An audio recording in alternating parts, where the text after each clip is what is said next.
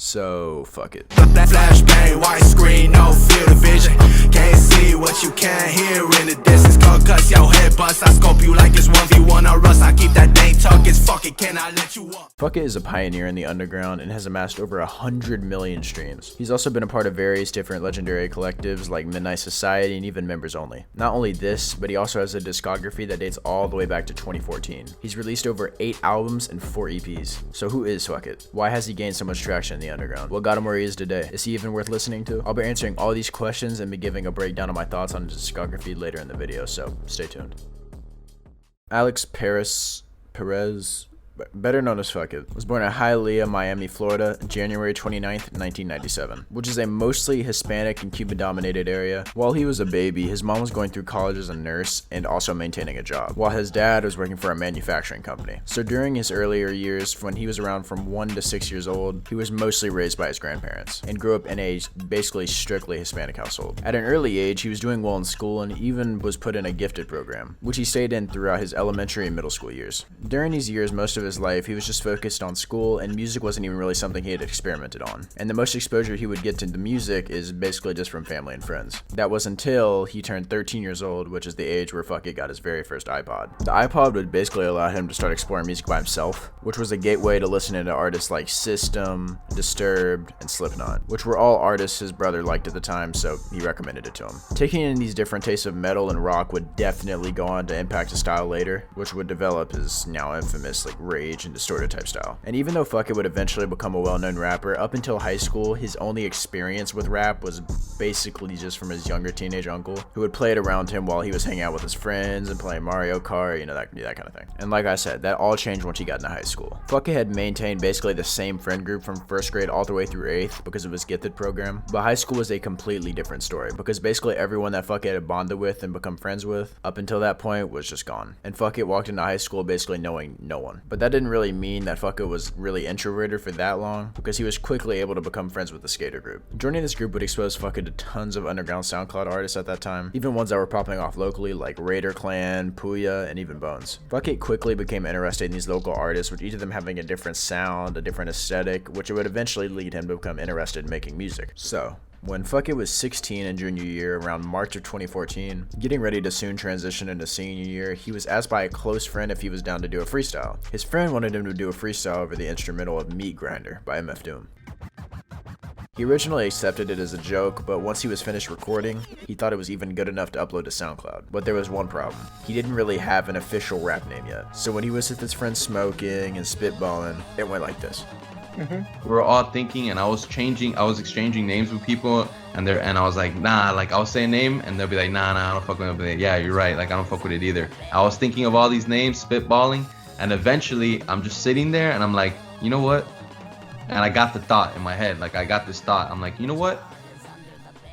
Fuck it. So now that Fukkit was officially ready to start rapping, he would end up joining a now disbanded collective called Team Akatsuki, which consisted of members like Max P, Drip 133, Solomon to God, and even Wi-Fi's Funeral. Fukkit would also get featured on his longtime friend's track Night by Brando and featuring another one of his friends, Sabino. Sadly, most of the old songs like Chidori, 2am, and various other songs would be deleted off SoundCloud, and they're basically lost. So fast forward a little bit, around 2015, and Fukkit was starting to get some buzz. And in this same year, the underground scene would really start to bubble, with plenty of talent rising from the underground and getting a lot of popularity, especially in Florida and the Miami area. Now, arguably the biggest artist to come out of the scene, you know what? The biggest artist to come out of the scene was known as Xxxtentacion. At the beginning of 2015, he took a notice to how well Fukkit was doing and decided to see if he would be interested in joining a collective known as Members Only. At the time, Fukkit didn't even see the message, which, triggered X to say he followed me at the time, but then when I didn't get back to it, he got low-key hated, and he unfollowed me. And then later on he followed me again, and he was like, yo bro, my bad for acting Hollywood. Which after this he apologized and owned up to overreacting and ended up shooting his shot again. Now at the time, X had released tracks like Freddy vs. Jason and Fuck, which Fukkit took notice to and decided it wouldn't hurt to join another group. After this announcement, he would end up dropping his debut EP called Miami Hot Boy, which was 6 tracks long, with sadly 3 of them being deleted off SoundCloud or just anywhere. This was a surprisingly solid tape that actually helped him gain more popularity in the underground and also expanded his catalog further, so Good on him. Due to him now being a part of Members Only, which at the time only had some core members like Ski, Flyboy Tarantino, and obviously XXX, he would end up working with Members Only and land 2 tracks on Members Only Volume 2. One of them called NASCAR, and the second one called Polo Man, which after dropping these 2 tracks, he would drop a new single called 30, which would go on in 2016 and not only get numbers, but also become a meme, with the bass boosted version getting used around the internet for just random funny moments. Before I go too much further into the X situation, I just want to make it clear, I won't be covering too much about the X beef. There are some slight disses and lines like Face in the Soil and Natural Selection, I think is the other one, but this doesn't really relate to Fukkit as an artist at all. It doesn't, relate to the story, anything like that. It mostly got blown out of proportion just because how big of an artist that X is. Speaking of 2016, this year was arguably the prime of the underground scene, maybe 17, but anyways. Around the beginning of the year, Fukkit had been going to local shows with X and the rest of Members Only, and even ended up getting a placement on Flyboy Tarantino's tape called A Nightmare on the Strip. But according to Fukkit, things weren't really going all too well behind the scenes. And you left because of X particularly, right? Mainly, well, I don't want to put it on him, but mainly just me not fucking with the vibe of the group in general anymore type shit. He would treat certain things and how he would treat certain people and shit, or certain situations. That's when I realized, like as much as I fuck with this dude and his music type shit, he's also kind of a liability, and he's also kind of dangerous, Risky. So yeah, he was dangerous.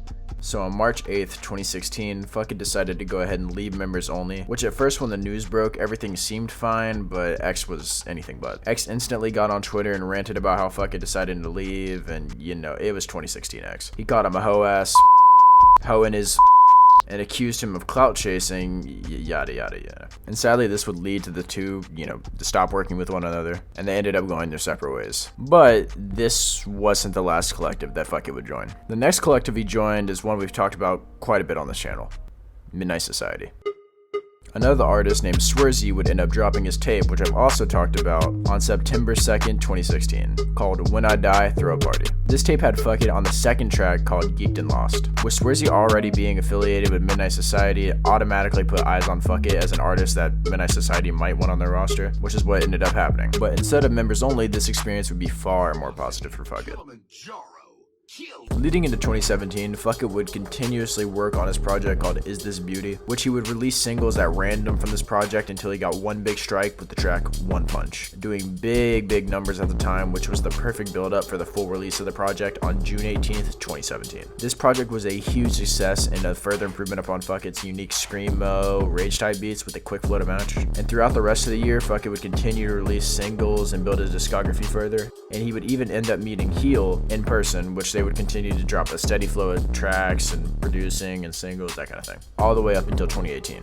And like I mentioned, Heel was working with Fukkit around this time up until April, where I guess Fukkit apparently embarrassed Crow Life, which is Heel's collective with Zodiac and Heist, which Heel got so butthurt about this, he ended up issuing false takedowns on Fukkit, which, really supportive of other underground artists, but whatever. But this didn't even slightly faze Fukkit. He even used this as build up for his next project known as Scratch Paper, which is a 6-track long collab tape with The Wild Dutchman, another producer. And safe to say, this was a huge success. I'll go over in a bit just how big of a success this tape was and just how good this tape was, but as far as the rest of 2018 and 2019 go for Fukkit, he would release singles and eventually on February 4th decide to part ways with Midnight Society as well, which he did the day before his next project, The Hypnosis Study. This time it was actually a smooth departure, and the reasoning for the decision was just simple creative differences, which seemed to roll over fine with all of Midnight's members, and Fukkit even states that he still is friends with most of Midnight even to this day, so yeah. And that just about sums up Fukkit's story up till now. But we still have one more thing left: music. Fukkit growing up in Miami obviously affected his style in his earlier work, like Is This Beauty being strictly that trap, loud sound that Miami's known for. But Fukkit has also noted that he wasn't really directly influenced by any artists in particular in his area. Usually when he gets asked about influences, he references music as a whole, from stuff like Slipknot all the way to stuff like MF Doom, with that being the stuff that paved his current style, which is obvious in his music because there are a few artists that have that exact same flow or style as Fukkit, especially in his recent projects like I Wish You the Worst, where Fukkit kind of explores a more slow and methodical pace with his songs, but also still featuring that same flow that he's known for. And before I get into recommendations, I just want to say I will be skipping over EPs till at least till the very end, just because I usually say for most artists it's better to explore their full works before diving into singles. just so you can get an idea what their beat selection is, their flows, that kind of thing. So for ranking Fukkit, I'm just going to be putting in order my top 3 Fukkit albums, along with all the songs I would recommend from that project. And this is most likely how I'm going to be doing these music selections going forward, because ranking projects to me just kind of seems pointless and does nothing but stir unnecessary drama. Like if Zodiac has a 9 out of 10 project, and Kanye has a project that's like a 7 out of 10 in my eyes, it just wouldn't make a lot of sense for, you know, context and content, you know what I mean. So for now, I'm just going to be dropping the rating system. Anyways, going into my third favorite project from Fukkit, which is a close tie to Like Clockwork, but it's gonna have to go to Is This Beauty. With this being Fukkit's earliest album, it was a surprisingly solid tape. Now obviously this tape does not feature too much diversity, which is why it's lower on the list, but it doesn't really need to be diverse in order to have an extremely solid, dirty, ear rape filled project. Not only that, but this tape is surprisingly long since there's plenty of songs to shift through, so if the first couple don't land, you can shift through the rest. For me, the top songs off this project go to GTOFMW, I Literally Want You to Die, Versa, and Face of the Soil. I don't care if it has lines about X, it slaps.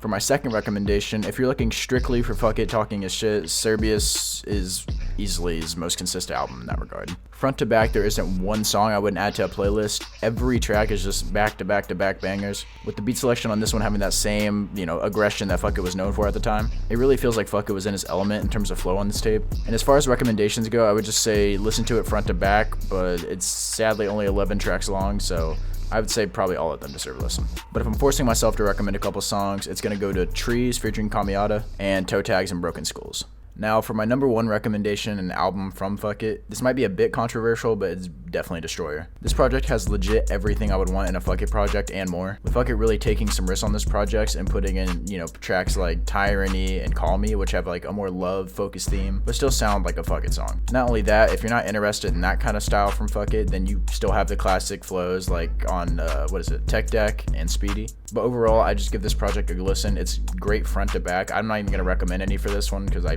do feel like it's just that solid of a listen. And that's about it. For EPs, I'm just gonna go ahead and obviously give the obvious recommendation if you have no clue who Fukkit is. It's Scratch Paper.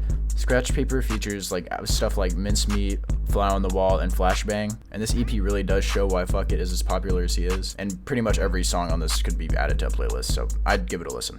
And that basically sums everything up. If you enjoyed this video, obviously subscribe, like, comment, share, whatever you want to do to show appreciation. These videos take a while to make. It's definitely not easy to make these kinds of videos, but they're a lot, you know, obviously it's a lot of fun to dive into the history of an artist. And I got to listen to this whole discography, so it was fun. That's just about everything. If you got any artists you want me to do this on, drop a comment, whatever you want to do. Hit me up on IG too, I'm growing on there. Obviously, thanks to Swerzy for that shout out. That was literally, it was unexpected and it was awesome. It was cool. And the follow, you know. But yeah, that's basically everything. Thanks you guys for watching, and peace.